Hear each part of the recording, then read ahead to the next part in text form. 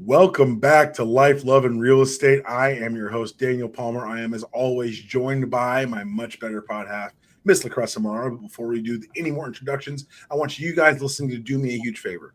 Go ahead, wherever you're listening, Spotify, YouTube, any other podcatcher out there, do me a huge favor and hit subscribe. It's a little notification button next to the name of the podcast. That way, every time we drop a new podcast, you don't have to wait for my annoying social media to yell at you to download it. You can be let known immediately that a new podcast is out. Share with anyone who's engaging in their real estate journey or just needs a little, cheering section in their lives. We're here to celebrate and support all these different endeavors. But first and foremost, I'm here with LaCressa. How's it going, LaCressa? Hi. Sorry, I'm a little sluggish today. Lady things. So I'm just feeling a little. It is all right. Life happens. Yes, it does. Good things. Being a lady, it's great and it sucks at times of the month. So there you go. It is something. You know what it does? It goes back to what we talked about last time. Trade-offs. Maybe there's some major trade-offs we could have a whole conversation about. We could have about gender dynamics and all these things. We had to get a couple trees taken down in our rental house this week, and I am very much the hands-off. I'm like, hey, Susan says she's got it. I'm going to be the supportive person, but they come back and reach out to me. I'm like, guys, that's just misogyny. That's just you assuming that the man's like, no, man, we're a team. She said she's got that. She's handling that. So make sure you direct your calls. So I think that's always interesting when I hear about relationship dynamics and things of that nature. Let me ask you this, actually. This is interesting to me. Sure. Susan was at the dinner with some friends the last couple weeks. Tonight, listen to this so I can out the conversation. Okay. And one of them brought up how they were going to the store or something and picking up soap or deodorant or whatever it was, buying their husband the essentials. Mm-hmm. And Susan was shocked. She's like, your husband doesn't buy his own soap and deodorant? My perspective is that I was a person before I was married or in a couple. So I had to do this stuff on my own. There is a cohort of men who utilize their partner as a backstop for basic activities, which I didn't know this was. They call it what's it called? Learned incompetence or feigned incompetence. I keep going to the store and getting the wrong thing, and so you don't want to send me to the store anymore. That's a level of. I think it goes both ways. Okay. Cool. There we go. Right. That's interesting. Okay. I was in therapy today. So, it touches on something about just masculine and feminine energy, right? And that has nothing to do with gender or parts or anything but just there's a duality of energy, right? Mm-hmm. And sometimes you're more in your feelings and sometimes you're a little bit more you need to get this stuff done. So masculine. Right. So my basic interpretation of masculine and feminine energy. I think that some people want to be taken care of and some people want to take care of them. Right. And so I think that's what it comes down to, because going into my new relationship was I would like us to both be two individuals who come together and, you're in your lane and I'm in my lane. And then sometimes, we collide and, right. That's what works for me. I also have seen people whose dynamics are very meshed, you know what I mean? And that works for them. My sister is a caretaker. She likes to take care of her husband. She likes to take care of her man. That's always been a dynamic of theirs. And he takes care of her in his own, right. Providing way. I think it's just different lanes. And I think that some people get tired of being in that lane after a while. But you also created the monster, right? So it's going to take time. That's really smart, because one of the things I was thinking about was because you put it in a way that I hadn't really come to it from. I think that's a lot of it's the way we approach the world. It's I'm so sufficient, I can do anything. It's it's okay to be taken care of. Right now we're recording and Susan's not feeling well. She's been in the weather for a couple of days. So I've been taking care of her, and it's hard. I think both of us are individuals in a way that we don't like being taken care of. We're very we see that as a sign of weakness in ourselves. And meanwhile, like when I'm sick, I act like she does. She's like, "Don't talk to me. Just leave me alone. I'll be fine." And I'm like, "No, let me buy you medicine. Let me make you some soup. Let me figure out what's help you out." And so being on the other side of it, I recognize that I do the same thing. However, I also recognize that I'm not going to correct that behavior next time I get sick or I need help. So like, I mean, it's kind of a product of capitalism too, though, if we want to be honest about it, right? Like, depending on what jobs you worked in your formative years. So I was fast food, and then from there went to waiting tables where you don't have any benefits. If you don't have any benefits, you don't have insurance, and if you don't eat, if you're not working, you're not eating. Right. And so there are not a lot of spaces that are carved out that allows people to be sick, that allows people to take time down and to take care of themselves mentally, physically, both at the same time. yeah, And I think or I would say that's an American way. I can't say it's every capitalistic society, right? Because they have siestas and they have breaks and they have family vacations and they close their business down for months at a time to go spend time with their family. That's just not how we were built. And that's not how we were raised. And women individually, because of how I started out our conversation of dealing with monthly things, right? We've learned to just kind of grin and bear it, because you can't call out sick every time that happens, or every month, and for some women, half of the month, majority of the month, you ain't gonna have no job. Like, no one's gonna hire you. And there wasn't as much remote work, right? So yeah, it's been interesting, me navigating I'm a big lover. And I can receive it from certain people, but there's others where I'm like, what you doing? And I got this. And I got this person. And she'll be like, babe, seriously. And then I have to do the same thing with her. So I think it's something that you have to practice over time. But when you're not used to having that, you build yourself up to not need it. That's very prescient and very, very, you've thought this through, because that's a well answered. That is really smart. I honestly hadn't thought about a lot of that in that way. But it's interesting because you're building your team. Like this podcast is about building your real estate team, but in your actions, you're building your life team. Like, you're building your who am I going to do this thing with? And it was very interesting. Like, one of the things you said was, traditionally, you have certain behaviors. And then what we've talked about in the past is like, hey, sometimes we need to depart from those behaviors to allow ourselves that chance to grow. And so I think that's very, very, very prescient that you said that. But let's talk about building a team, because you said, like, there's give and take, and you're learning how to be in certain spaces. When people come to the real estate transaction side of the world, we see teamwork before they even fill out an application or tell you they're looking for a house. We can see teamwork in just the way you walk into a space, because alone or in a couple, you're not walking in there by yourself. You're walking in there with thoughts and opinions and all these things that have kind of carried you to this point. And we can kind of not brush aside the existing team, but we do know we've got to take control of it. And so the first thing you need to do is understand it. So for me, anytime I get someone on the calls, like, oh yeah, well, my wife will be on the loan too. I go, great. Let's talk to her too before we start anything else. Let's talk to her. Let's get her involved. Let's get your husband involved. Whatever it needs to be. Let's get your partner involved so that we don't run into any roadblocks down the road. Because that extra party, or that party that the person may think, oh, they're just going to go along to get along, the result may not be that. Oh, it never is that. That's not even fun. I mean, seriously, come on. It's never that. They have opinions, and their opinions matter. And at some point along the way, whether they mention it to us or not at the beginning of our interaction, and we're having conversations, eventually you're going to find out who the decision makers are, who the influencers are.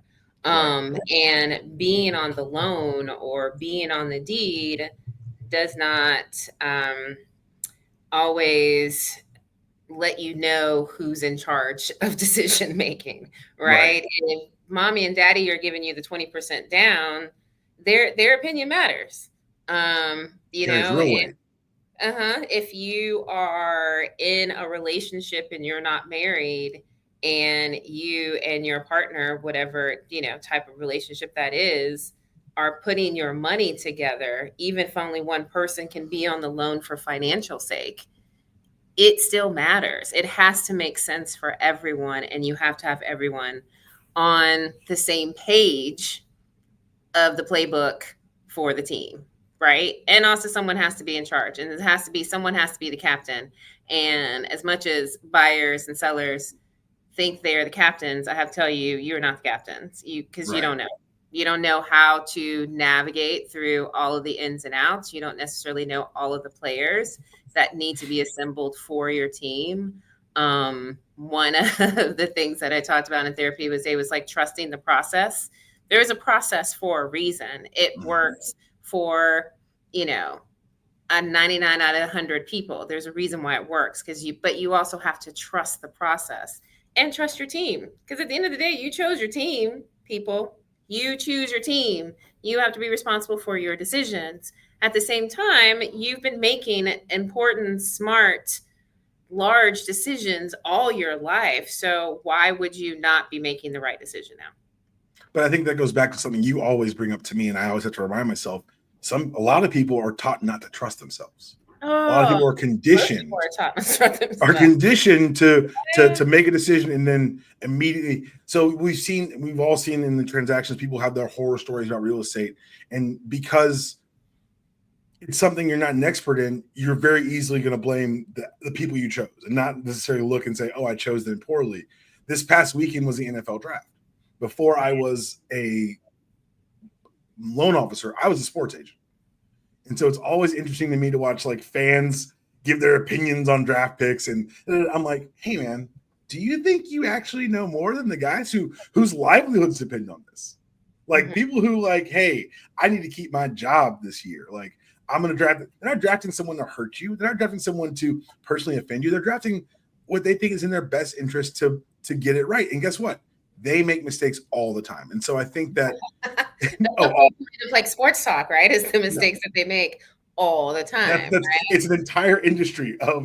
I think there was and I'm not going to bury us in football minutia, but after the Bills draft this year, they had a fantastic offense last year. They decided to address their defense. The GM goes on a radio show the Monday after the draft, and all the calls before were saying, "Well, why aren't you getting a receiver?" And the GM was like, "Guys, this is ridiculous. No matter what I did, you would come in here and complain about what I didn't do."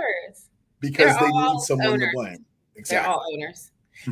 What's so amazing about sports is that you have convinced millions of people that their livelihood, that their personhood, that their pride lives and dies in these people that they've never met before.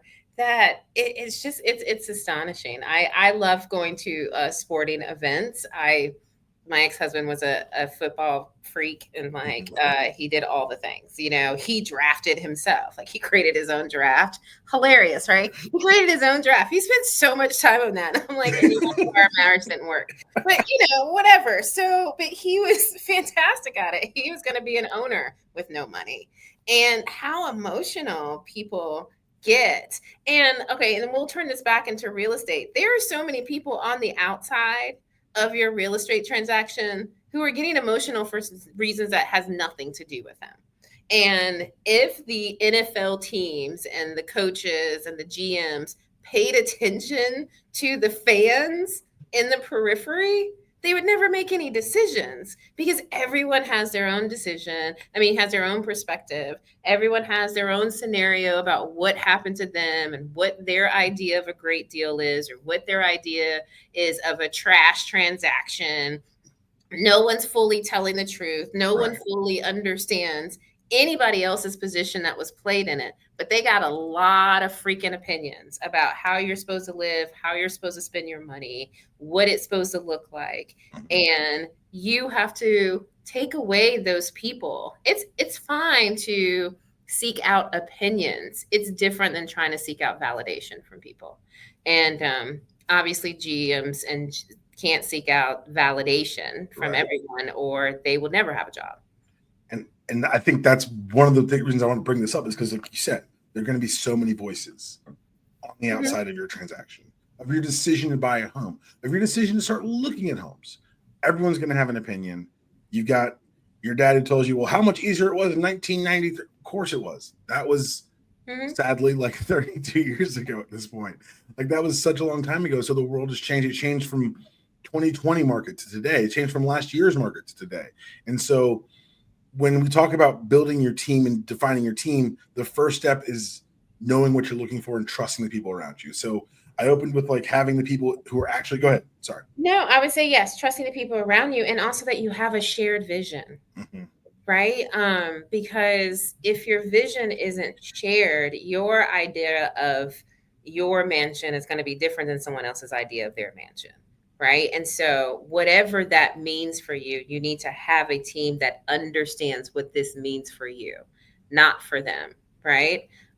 Because if not, it's going to derail you, and everything is going to be what if maybe I made a mistake, because now you're comparing your apple to someone's kiwi and someone's watermelon. And that's just silly. Like, you have an apple, you like apples, that's your thing. Stick with your apple and get to find the best apple on the market. Right. But you're an apple. You're not a kiwi. That's okay. And I think that knowledge at the core of it is the best starting point for building your team. You said, make sure everyone's got that same vision. If we are all focused on, hey, we're buying this home for X reason, then whatever comes on down the line, whatever trials, tribulations, you can always come back to that agreed upon fact of, hey, we're buying this because this is we've got a family that's growing, we're getting married, XYZ, job, whatever the reason may be. As long as you can come back to that core reason, that unshakable why, then I think that you can have the outside voices, but like you said, not looking for validation, but looking for like, input that's gonna maybe, depending on the experience and how much you trust those sources, have some sort of impact, but not necessarily take over your decision-making process. Yes, absolutely. And then, trust your team, right? And trust yourself. Trust that you picked a good team. Yeah. And I think too, like we all make mistakes or missteps. I think it depends on, I'm a half full person. I think you're a half full person, right? And there's no try. I'm a generally who stole half my water person, but I do err on the side of optimism. I do err on tomorrow will be better than today. So I think I will, if not solidly, then at least lean heavy into the optimism side. I'll take it. I'll push you over to my side. I'll get there. At the same, you have to, like, yes, you might have made a poor decision with your first home, or you didn't make the best decision. But I would honestly say you made the best decision at the time based on the information that you had provided. And I think that we always have a lot of hindsight on what things should have been. And we actually don't know how the trash would have been if it had gone the way that we wanted or we thought that we wanted, right? So yes, you have to trust your team. So as a buyer and you're coming into this market, you might have a lender, and then I'm still going to introduce you to Daniel because I trust him. And I'm not saying I can't trust your person, but I've been through these things with him. And so we have worked together. I've seen you coach. I've seen you train. I've seen you do all of those things. I've seen you be a resource to people without asking for anything in return. Those are the types of teams that I want to build, because I think that money always follows whenever you're passionate about something. At the same time, we have to be open to creating new teams. And so Daniel's not always the lender that I will work with. He works with a ton of agents outside of me because number one, we need to eat. So we need to have a diversity of business. But two, we also have a diversity of perspective, right? And so you still have to align yourself with someone who has your perspective. If monthly payment is your goal and that is the bottom line for you, then that's what we have to focus on. And that's what we have to wrap the team around. But we do have to have a single focus though, or at least a few things to focus on versus I just want a home. Well, let's talk about the beginning of the team, because let's say you've done the work, you've talked to your partner, you've talked to yourself, you've got the trust and your internal trust, you got your plan in place. The people they're going to talk to next are probably just statistically going to be a realtor. Probably LaCressa if you're in Atlanta because she's fantastic, but it could be anyone out there in the world. Yeah. Once you meet that realtor, and I love that you pointed this out already, you may have a lender, you may have a friend who does mortgages, XYZ. Your realtor is going to introduce you to other lenders, if only because This relationship, the realtor-lender relationship, is one that's going to keep you as stable as possible through the transaction. Absolutely. We're the base. We're the base. Because if I don't know LaCressa, if I'm working with a realtor I've never met before, if I'm building the relationship while we're doing the job, there's a higher percentage chance for things to be either misunderstood, misconstrued, not communicated properly. And that's the name of all of this that we're about to talk about, is communication, is making sure everyone's on the same page, working towards the same result. Will something might go wrong in your transaction? Sure. No one likes bad news. Everyone hates surprises. Yeah. And if I can have a conversation, if something's going on with our borrower, and I can have a conversation with LaCressa and keep it out of our borrowers, off of their desk, and keep the torsion of this away from them, and keep it peaceful and copacetic and things moving properly, and we close fine and they never know there was a hiccup, that's the ideal. Yeah. Our job is to manage expectations and to ensure that we get to the closing table on time. And I would say you have to voice your expectations, because as much as I try to be a mind reader and I pay attention to your body language and what you say and what you don't say, you also have to be open and honest and vulnerable. So as you are choosing your team, you need to choose someone, I would say, like choosing a therapist, someone that you're going to be able to open up to, someone that you're going to be able to tell about your lifestyle, what's important to you, how you make your decisions, yes, that's basically it. I'm going to be in your business. And if you don't want me to be in your business, I probably should not be your realtor. Because if I'm not asking the right questions, then the process is going to be delayed. And I'm having to remind myself of that as I'm having a delayed process with one of my clients, that we have to have a little come to Jesus. Because I need to get down to, again, what is your why? Is this something that you really want? Because there are sacrifices that have to be made as well. Based on what you bring to the table, decisions have to be made, and we need to be able to rank those and what's important. And so between me and your lender, then that kind of gets you going in the right direction. And that's where we here are, to lead you in the right direction. And I think it's super important when you're talking to a realtor that you can communicate and say, hey, these lenders you sent me, what are they like? What are their styles? There's going to be a reason I'm on LaCressa's list of people she sends out. And there's going to be a reason why she connects me with certain people. Not everyone's going to mesh. If I get someone who says, hey, I'm looking to buy a house, and they fill out the application and they're all pre-qualified, my new job is to find out who's going to be the personality fit for my realtor partners to help these people get to the finish line, and not just be their friend, but like LaCressa says, be a part of the team who's going to ask the hard questions, who's going to ask the deeper questions, and who's going to help us navigate to the best benefit of the borrower, help them make that decision. Because part of the trusting yourself is building the team. The second step of that trusting yourself is trusting that team. Because, like you said, we've got to open up. I'm going to pull your credit.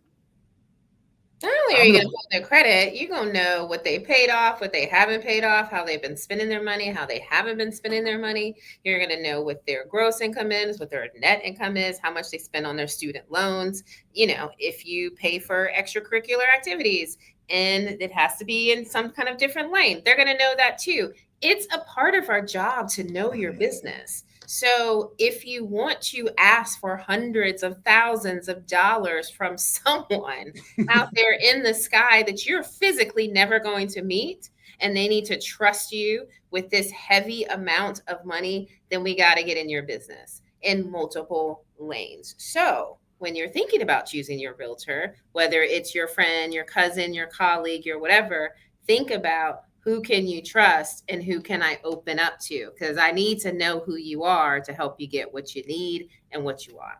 So does he. Can't be hiding assets. That ain't going to help. And that's one of the reasons I wanted to harp on this trust part. We're going to find out. We always do. We're going to find out. I lost my job week before.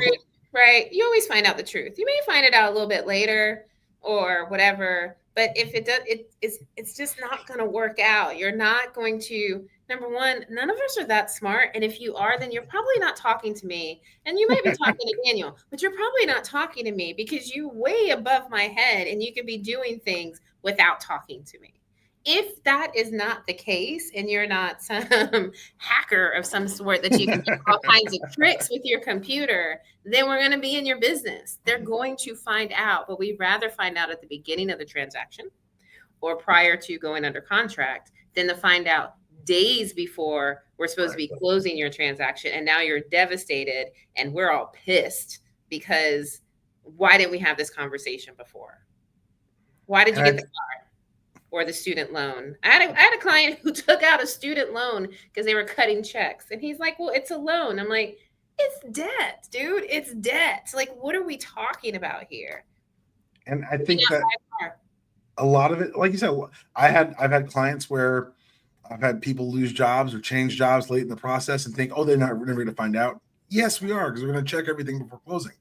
I've had times where people were surprised, like, oh, when we look at your asset statement and we see money coming out every month, we're going to ask that question if that's not appearing on your credit report.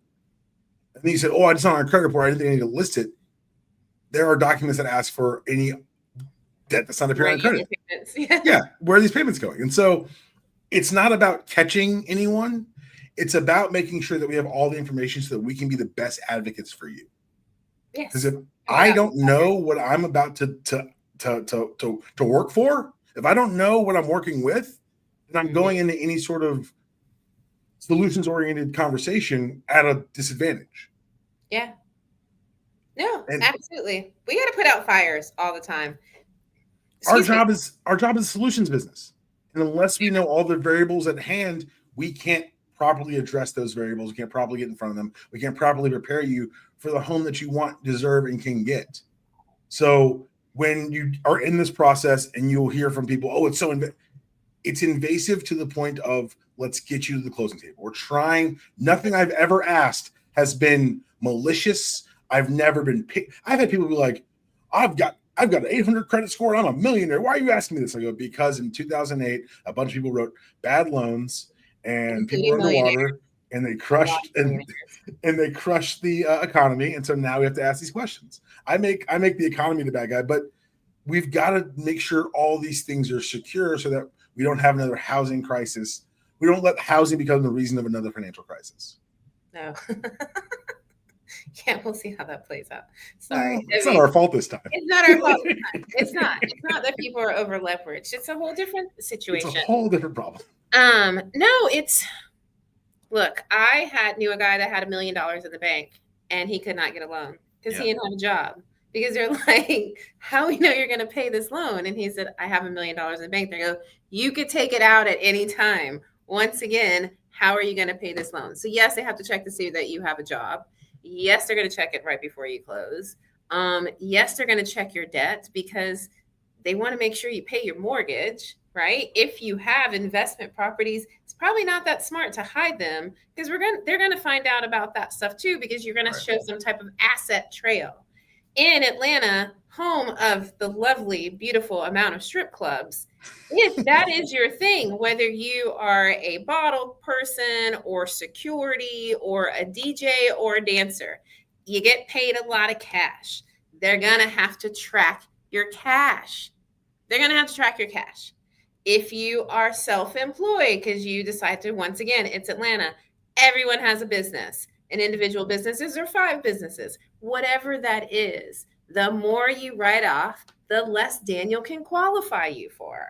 So if home ownership is your goal and you've been writing off 85% of your income, probably the next 2 years, you might want to claim 75, maybe 80% of it so that you can qualify for the home that you want. Because it's not going to translate from that luxury apartment that you've been living in to a luxury home unless you have assets to back it up. And right? What's wild is I've gotten in situations like that where we kind of find out far down the road, and then we start auditing some of this stuff, and I'm like, why wouldn't you just tell me this beforehand? Well, because I thought there is always a solution. My catchphrase is the answer is never no, it's how do we get to yes. So let's say you are a self-employed borrower who writes off a ton. I've got a loan program for that. Mm-hmm. Let's say, but if you don't tell me what's going on, I can't provide you with a solution. I can tell you, oh, we can't do this, but here's what we can do. Let's get all our cards on the table as soon as possible so we can cut down on the back and forth and how are we going to make this work. Find a solution, find one that fits both your lifestyle and any loans programs that I've got for you, and let's move forward that way. And not from the, well, I thought I could do X, Y, and Z. No. I will never tell someone they can't buy a home. I will tell them, here's what we want to do to get you in position to buy the home that you want. That's a different conversation. It's a completely different conversation. And it just, at the end of the day, if it's what you want, then you just have to figure out how to get it. And you're going to have to assemble a team in your honesty and your vulnerability, letting them know what assets and what things you're bringing to the table, right? There are a million different types of loan products out there. It's also what works best for you. I might send you to Daniel for a reason. I'm going to send you to other lenders. I'm generally going to send you a pick 3. But if there's something that's a specific product that you need based on your unique situation, someone's going to give you the money. It's just a matter of the cost of the money. But someone's going to give you the money. I promise you. Everything's kind of for sale, and in general. But no, have a good team. Go ahead. No, have a good team, and then trust the referrals from your team. Right. So one of the things I'm doing right now, this week, I started working with an investor group for the first time. They've never invested before. So it's a lot of the education side of my job that I'm doing right now. What's been really cool is because I was able to lay the groundwork on here's how we're going to get this done. Here are the different methods. They're so receptive to me when I refer them out to people. One of the people involved is a lawyer. And so they're not a real estate attorney, but they are an attorney. So they had a lot of very specific questions. I was able to engage with Kevin over at Fryer. He's already answering their question. It's been that baseline of trust opens the door for you to learn more and be better at what you're doing on the buy side of a transaction. And on the sell side, honestly. Like we had at the Keller Williams office this week, they had a agent speed dating type thing. And a lot of it was focused on the selling side. And I had like a 20-minute conversation with one of the agents there because it was just it was things I'd never considered on the selling side as far as resources and things that you need on that side. And so it's so important, like you said, to have those deeper conversations, to have someone you trust in your corner, because you're going to have to trust them with a lot, whether you're buying, selling, investing, whatever it is. You are. And yes. The more you open up and the more you start trusting, right, the more people are going to come your way to be able that you can trust and continue to trust. And so I always forget, we all have a process in how we do things, right? How we make our decisions, how we come there. Some people dream about it. Some people pray on it. Some people just have random thoughts, right?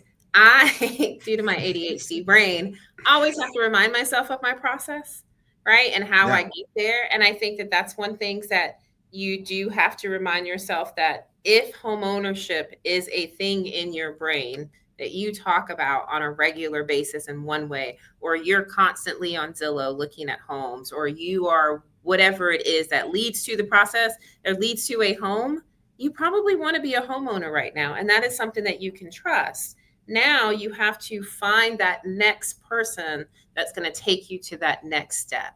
And I think that once you make the decision, it plants, but now you have to water it by taking the next step. And then that will lead you to the next step. But you've got to trust the process and trust yourself in the process too. And that's the only way you're going to build a good team. This is so weird. Like, I'm having so many football flashbacks just talking to you about this. Like, it's one of those, one of the phrases one of my coaches told me, hope is not a plan.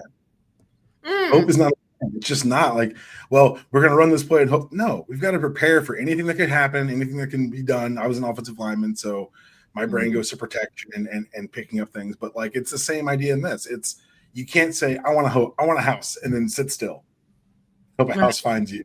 You've got to go out and put in the work. And you can't say, oh, I hope I'm in a good financial position. You've got to reach out to a lender, this lender, and figure out if you are where you want to be. And if you're not, how to get there.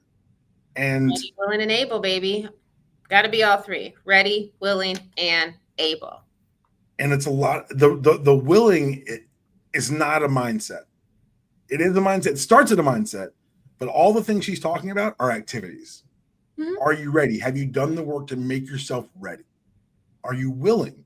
Hey, are you ready to have the conversations about the trade-offs you're going to have to engage in when you buy a home? You know what? The first step is how, like, yes, I want to be a homeowner. Okay. How much am I comfortable spending monthly? Simple question. You know how much money you spend. Do you know what your lifestyle is? Do you know what you do? You know if you eat out a lot, or if you know, have a lot of cocktails, or if you like going to shows, or you like to travel, whatever that is. I promise you, your lifestyle is not going to change that much. You either are creating a new lifestyle or you're maintaining a lifestyle, right? So Daniel has a new lifestyle because he has a little kiddo, right? So that's constantly creating, but that's creating a new lifestyle. But if they didn't have a kid, then him and his wife would just be maintaining the lifestyle that they currently have. It's one or the other. Figure that out. Ask those questions to yourself and then get other people involved into the process. But don't drag people into the process without you asking those questions. Can I be vulnerable for a second? Because you said something really smart here.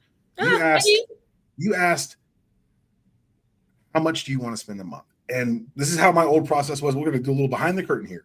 When I do my intake calls, one of the questions I used to ask is, do you have a target price point for your purchase? Because most people do not know what that translates to a monthly payment.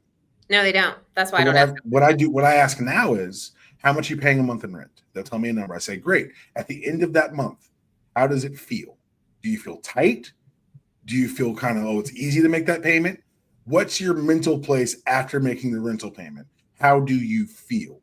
Because I've had people who I've run the numbers for, and they qualify for an $800,000 house, but they're like, hey, I'm not spending more than this much a month because that's where I'm comfortable. And that's important to know up front, because why would I waste my time pre-approving them for something that they don't want to buy? Right. And I don't want to spend my time showing you something that you can't afford, because you're going to want to buy it. You just can't afford it. Right. And so then now I look incompetent because I didn't ask the right questions. Right. And now we're going backwards and everything's going to be disappointing. You're probably not even going to want to buy at this time because you're going to talk yourself out of buying, because now you realize that you can't really buy because you can't get what you really want. There's no reason to start there. Right. And also, let's be real. There's people who, like, when you go shopping for a car and you're like, I'm just going to go get I was a Toyota girl and a Nissan person. So my Maxima or whatever. Right. I'm not really a big upgrade person, but you know if you are. Yeah. You know if you are the upgrade person, right? So stop playing and acting like you're not an upgrade person. I can look at your car and tell you kind of generally what kind of lanes you're rocking in. So yes, we're going to start with a baseline of, say, $1,500, but at the same time, you might be okay with spending $18. $18 wasn't comfortable for the rent, but $18 that I'm spending on my own, yeah, I can do that. In fact, I'm willing to do $2 for myself, but I'm only willing to do this much for someone else when it's not mine. People have different mentalities. I don't know, but you have to I think you start with the base. What is comfortable for you monthly? And then that allows me to educate, because then you say a number and I say, great. So you do know that the mortgage payment is made up of, and I break down the parts of the mortgage payment. And those who are listening who don't know, the mortgage payment is made up of principal, interest, taxes, and insurance.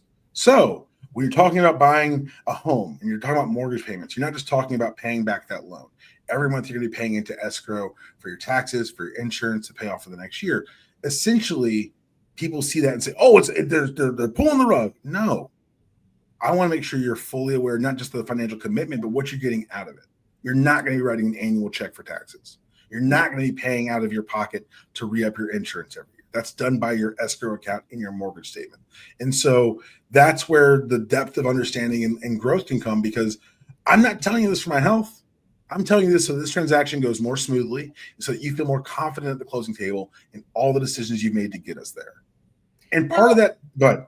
No, I was going to say part of that too, just to stop you there. When people are looking online and you're starting to see the tags, whatever they have that goes across your screen, the ads and things or whatever, and they're advertising these payments, like for $300,000, your payment is only $1,300. It's because they're only marketing principal and interest based on a 740 credit score with 20% down, right? So read the details. And so when he's talking about the escrow account, I like to call it your homeowner savings account.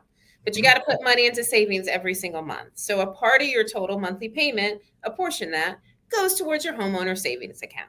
So then they can pay the rest of your annual bills when they are due. Because honestly, you ain't gonna remember to pay your taxes or your insurance, especially if you live in a city and a county where they come out in two separate times.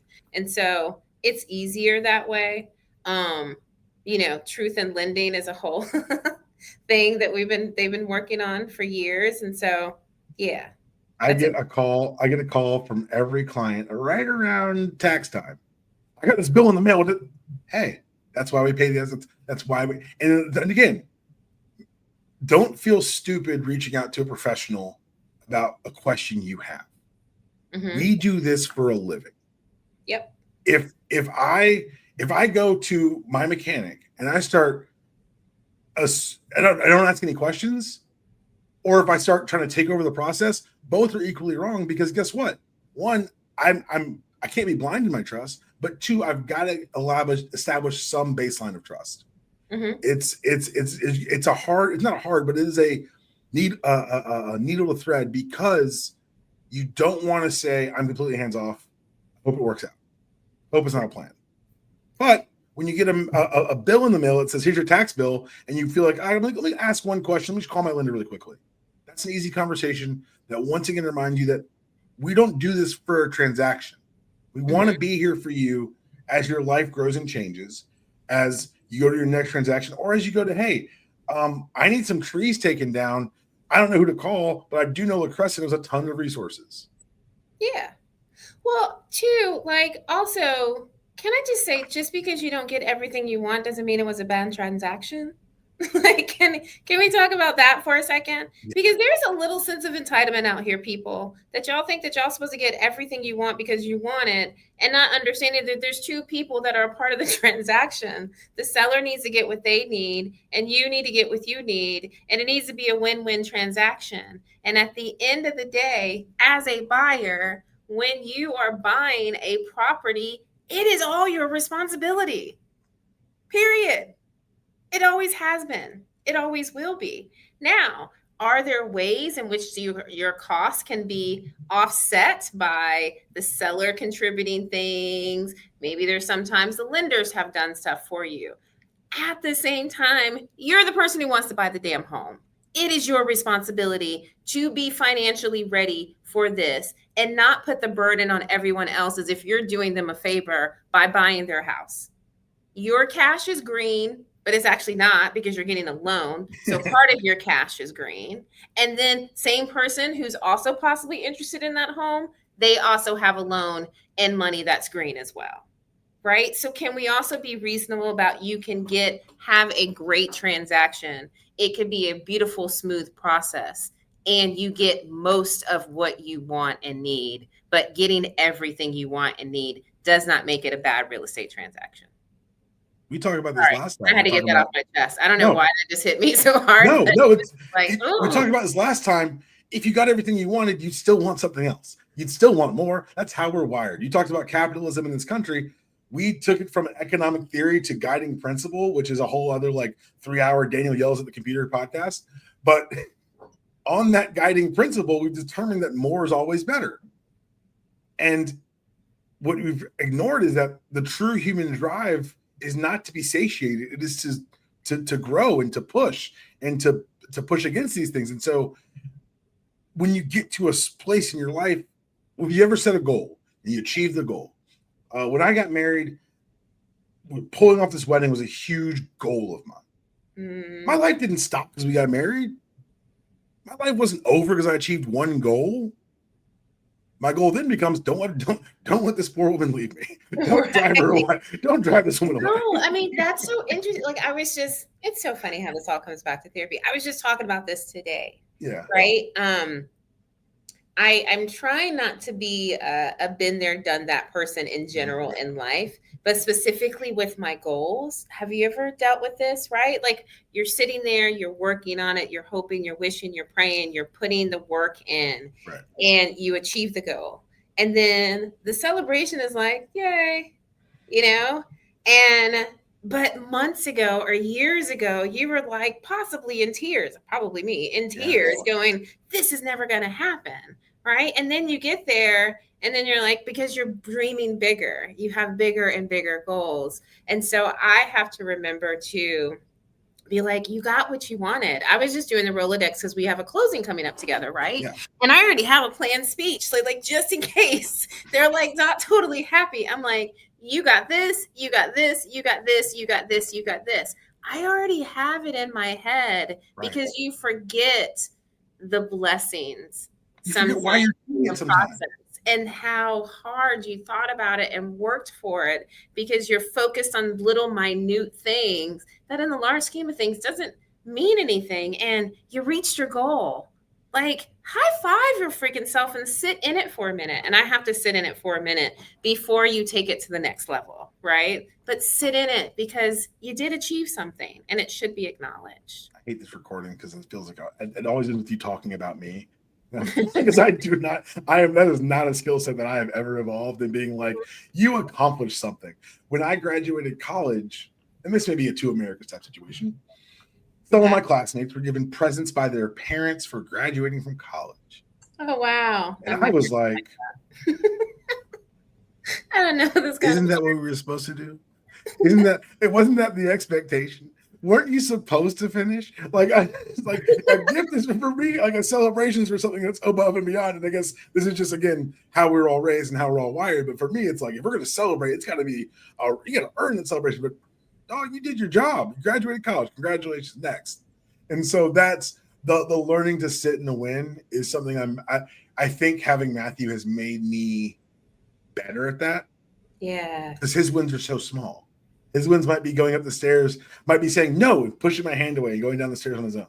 Like, that's a win for him. And that's so cool. And I celebrate him. And whenever he does anything that he's excited about, he claps for himself, which is a behavior that I wish I could take. Like, it was what I'm getting emotional talking about it. Because we celebrate everything he does. And I clap for him. I clap for my son constantly. I could not be happier when he's upset, and he bumped his head yesterday. Mm-hmm.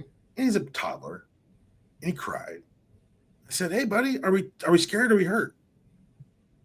And he stopped, and we picked up a toy and we started playing. And within 2 minutes, he was smiling and laughing again. And I clapped for him. I don't know if he knew why I was clapping. I was just so happy to watch him take on this even little toddler adversity and not let it drag on longer than it had to. Be vulnerable again. When I was a senior in high school, I was an All-American wrestler.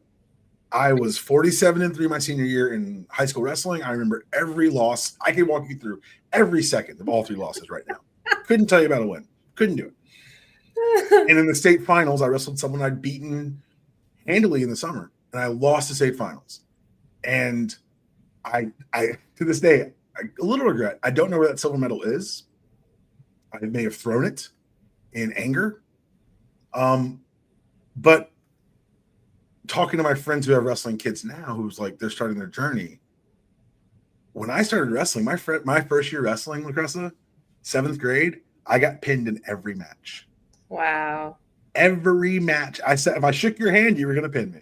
That was how it was. Hey, man, when we get on this mat, I'm going down, baby. But I worked and I persevered. And 5 years later, 2nd in state, All-American wasn't enough. Isn't that crazy? It's nuts. Isn't that a little scary though, too, right? Yeah. Like, I mean, what is enough? And I was worried about that in going into this new relationship, right? Like, what is enough for you? I'm going to always keep giving and growing because that's just how I am as an individual. Like, I don't want to be the same person I was last year or 6 months ago or whatever. Mm-hmm. Like, I want to constantly be evolving and changing. But I also need to know that you can satiate yourself too, right? Like, what is enough for you? Like, what is enough for us, right? What is the accomplishment? What is the goal? Is it the $1 million?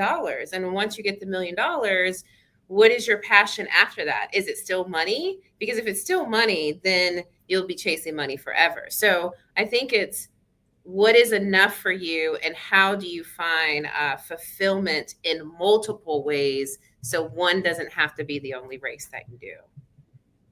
100%. And I think that's really the core of all of this. Like, you're not buying a home, you're not engaging in real estate, you're not listening to this podcast because is a casual thing for you. You're not reaching out to LaCressa or myself because you casually, oh, maybe I could buy a house. If it's in you and it's a passion and it's something you want to achieve, let's start taking the steps to achieve it so that you can truly celebrate, so that you can have a closing day, so that you can have a housewarming party, so that you can really understand the journey you took to succeeding. And even when things are harder, if things aren't exactly what you want, the success is still there. The core is still there. That thing we talked about, that agreed upon fact at the beginning, why we're doing this, that agreed upon why never shifts. But I've taken up a lot of everyone's time. I've been rambling. We've talked in our mouth today. We got some good therapy in here. LaCressa, tell everyone where they can find everything that you do.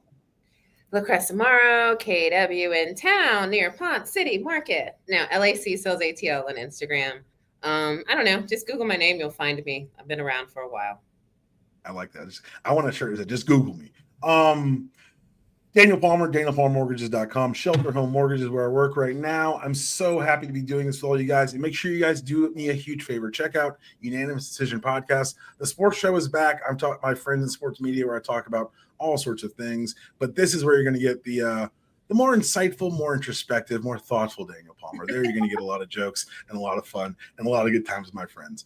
But that is all we've got for you today. Make sure you subscribe. Make sure you share with someone in your life who would benefit from our perspective. And we'll see you next time on Life, Love, and Real Estate. Have a great one. Leave some comments. That would be fun. Like, share, comments. If you've got questions about the real estate, we can do one where we just do like a first-time homebuyer seminar. We'll find ways. Like, if you tell us what you want to see, we can make it happen. The only person in charge here is Annie, so we can convince her of anything. So tell us what you guys want to hear in the comments below.